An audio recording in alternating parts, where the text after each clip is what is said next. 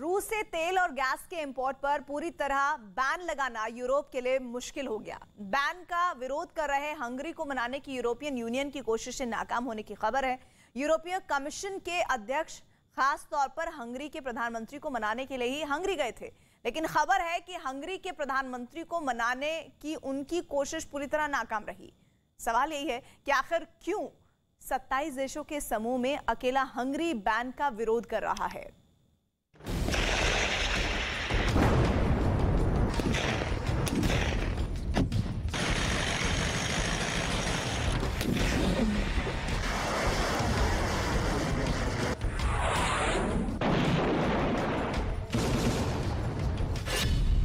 रूस के खिलाफ यूरोपियन यूनियन का दांव फेल।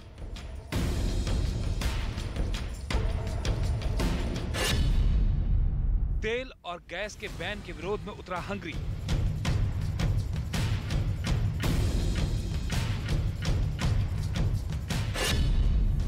रूस की ताकत के आगे कैसे बेबस हुआ हंगरी।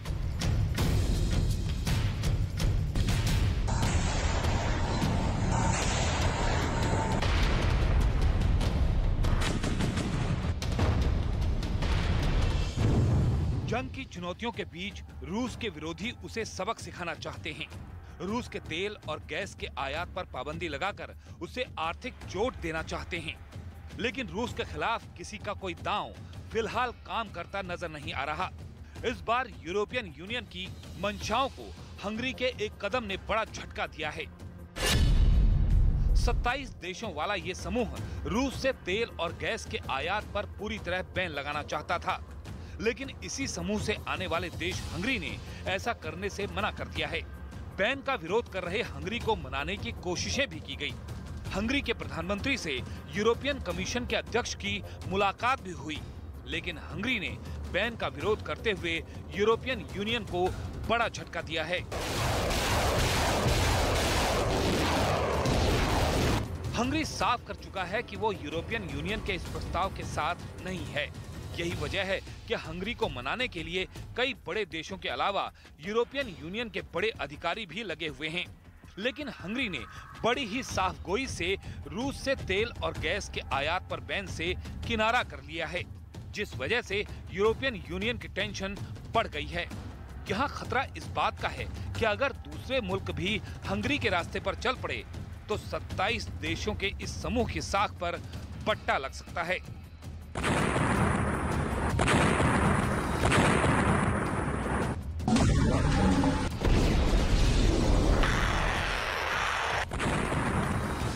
असल में रूस के खिलाफ प्रतिबंधों का समर्थन हंगरी क्यों नहीं कर रहा है, इसे भी समझना जरूरी है।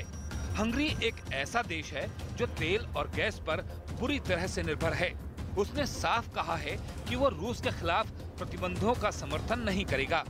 हंगरी का कहना है कि कोयले पर प्रतिबंध ठीक रहेगा, क्योंकि उससे हंगरी पर कोई प्रभाव नहीं पड़ेगा, लेकिन तेल और गैस पर प्रतिबंध हंगरी को बर्बाद कर देगा। रिपोर्ट्स के मुताबिक हंगरी अपनी जरूरत का 85% प्राकृतिक गैस और 60% से ज्यादा तेल रूस से आयात करता है। 2010 के बाद से हंगरी गैस और तेल को लेकर रूस पर और ज्यादा निर्भर हो गया है, और ऐसे में हंगरी के लिए रूस के खिलाफ जाना मुश्किल है। यही वजह है कि हंगरी के पीएम को मनाने की कोशिशें भी नाकाम हो चुकी हैं। माना यह भी जा रहा है कि यूरोपियन कमीशन की तरफ से हंगरी को कोई मजबूत विकल्प नहीं दिया जा सका, जबकि हंगरी चाहता है कि रूस से तेल और गैस का इंपोर्ट बंद करने से पहले मजबूत विकल्प तैयार हो। यही बात हंगरी के वित्त मंत्री कह भी चुके हैं। हालांकि खबर है कि कुवैत तेल और गैस की लड़ाई का फायदा उठाने की कोशिश में है। हंगरी को भी इस वक्त अपनी जरूरतों के लिए कुवैत जैसे ही किसी देश की सख्त जरूरत है। अब तक यूरोप के बाजार तक कुवैत की पहुंच नहीं है, लेकिन अगर हंगरी से कुवैत की डील हो गई तो दोनों के लिए फायदे का सौदा होगा। दो देशों के बीच चल रही इस जंग में बार बार रूस, अमेरिका, यूरोप और नेटो देशों को आंख दिखा रहा है। लगातार धमकी दे रहा है कि अगर यूक्रेन की मदद की तो अंजाम बुरा होगा। लेकिन अब नेटो देशों के साथ ब्रिटिश फोर्स ने भी रूस को अपनी ताकत दिखाने की ठान ली है। खबर है कि इसी महीने पूरे यूरोप में ब्रिटिश सेना नेटो देशों के साथ मिलकर बेहद बड़े सैन्य अभ्यास में हिस्सा लेगी। यानी रूस और यूक्रेन के बीच चल रही ये जंग अगर बढ़ी तो तीसरा विश्व युद्ध होने से कोई नहीं रोक सकेगा।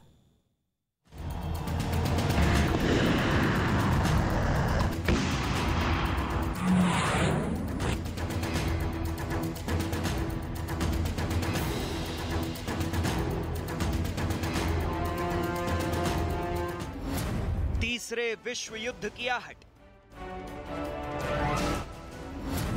पूरे यूरोप में नए रण की तैयारी। रूस के खिलाफ सबसे बड़ा चक्रव्यूह। ब्रिटिश सेना और नेटो के सैन्य अभ्यास की तैयारी।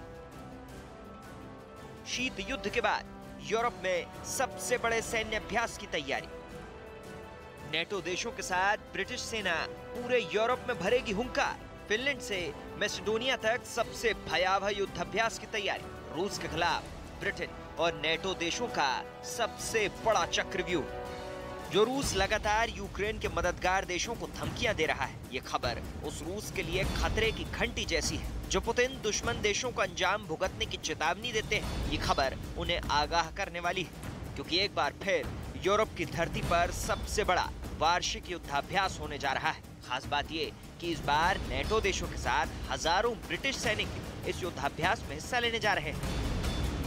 यानी इस युद्धाभ्यास में बख्तरबंद गाड़ियां होंगी। ब्रिटेन और नेटो देशों के बेहद ताकतवर टैंकों की नुमाइश होगी। अत्याधुनिक मशीन गनों का परीक्षण किया जाएगा। इसके अलावा लड़ाकू विमानों के जरिए युद्धाभ्यास किया जाएगा। दरअसल ये अमेरिका की अगुवाई वाला एक सालाना युद्धाभ्यास है। इस युद्धाभ्यास को डिफेंडर यूरोप नाम से जाना जाता है, यानी यूरोप के रक्षक। इस युद्धाभ्यास को यूरोप के 16 देशों में अंजाम दिया जाएगा, जिसका मकसद ये परखना है कि अगर युद्ध के हालात पैदा हुए तो नेटो और सहयोगी देशों की ताकत क्या है। इस युद्धाभ्यास को शांति लाने के मकसद से अंजाम दिया जाता है। साथ ही इस युद्धाभ्यास का एक मकसद ये भी है कि आने वाले खतरे से कैसे निपटना है। इस अभियान में गैर नेटो सदस्य फिनलैंड और स्वीडन भी शामिल हैं। ब्रिटिश सेना के field commander lieutenant general Ralph Wooddisse के मुताबिक ब्रिटिश सेना के पेशेवर रवैये, प्रशिक्षण और चुस्ती के साथ इस तैनाती से ऐसे स्तर पर आक्रामकता रोकी जाएगी जो इस सदी में यूरोप में नहीं देखी गई। ब्रिटिश सेना के लेफ्टिनेंट जनरल का यह बयान साबित करता है कि भले ही ये वार्षिक होने वाला युद्धाभ्यास है, लेकिन जिस तरह से रूस लगातार दुश्मन देशों को धमका रहा है, उसकी वजह से भी ये युद्धाभ्यास महत्वपूर्ण हो जाता है। यही वजह भी है कि शीत युद्ध के बाद पहली बार नेटो देशों के 18,000 सैनिक एस्टोनिया और लातविया सीमा पर युद्धाभ्यास में हिस्सा लेंगे। इसके अलावा 1,000 ब्रिटिश सैनिक पोलैंड में 11 अन्य देशों के साथ वॉर एक्सरसाइज में शामिल होंगे। यानी अमेरिका, यूरोप और नेटो देश किसी भी हालात से निपटने के लिए एक बार फिर बड़े युद्धाभ्यास की तैयारी कर रहे हैं, क्योंकि रूस और यूक्रेन के बीच मौजूदा वक्त में जो हालात चल रहे हैं, उसे देखते हुए इस बात की आशंका से इनकार नहीं किया जा सकता कि कभी भी पुतिन की झल्लाहट दो देशों के बीच चल रही इस जंग को तीसरे विश्व युद्ध की आग में झोंक